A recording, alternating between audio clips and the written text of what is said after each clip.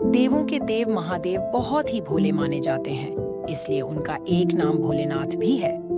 पौराणिक मान्यतानुसार भगवान शंकर को प्रसन्न करने के लिए किसी भी तरह के खास विशेष पूजन की आवश्यकता नहीं होती, क्योंकि कहा जाता है कि वह तो भोले हैं और भक्त की मन से की गई क्षणिक मात्र की भक्ति से ही वह प्रसन्न हो जाते हैं।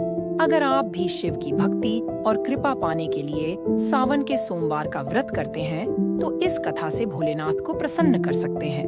एक बार किसी एक नगर में एक साहूकार था। उसके घर में धन की कोई कमी नहीं थी, लेकिन कोई संतान न होने के कारण वह बहुत दुखी था। संतान प्राप्ति के लिए वह हर सोमवार को व्रत रखता था और पूरी श्रद्धा के साथ शिव मंदिर जाकर भगवान शिव और माता पार्वती की पूजा करता था।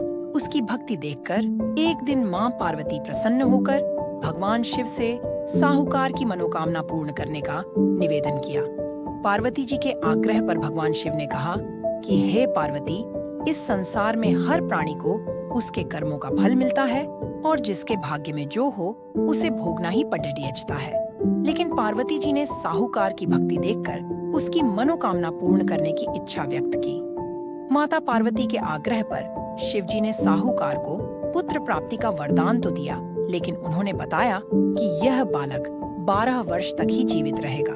माता पार्वती और भगवान शिव की बातचीत को साहूकार सुन रहा था, इसलिए उसे न तो इस बात की खुशी थी और न ही दुख।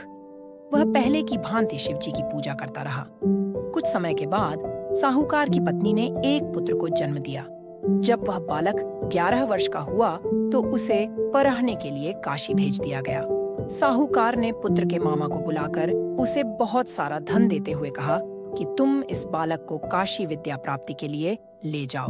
तुम लोग रास्ते में यज्ञ कराते जाना और ब्राह्मणों को भोजन दक्षिणा देते हुए जाना।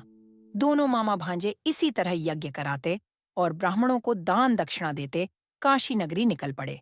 इस दौरान रात में एक नगर पड्डिधा, जहां नगर के राजा की कन्या का विवाह था, लेकिन जिस राजकुमार से उसका विवाह होने वाला था वह एक आंख से काना था। राजकुमार के पिता ने अपने पुत्र के काना होने की बात को छुपाने के लिए सोचा, क्यों ना उसने साहूकार के पुत्र को दूल्हा बनाकर राजकुमारी से विवाह करा दूं। विवाह के बाद इसको धन देकर विदा कर दूंगा और राजकुमारी को अपने नगर ले जाऊंगा। लड़के को दूल्हे के वस्त्र पहनाकर राजकुमारी से विवाह करा दिया गया। दोस्तों, वीडियो पसंद आए तो मेरे चैनल को लाइक, शेयर और सब्सक्राइब करें। जय हिंद।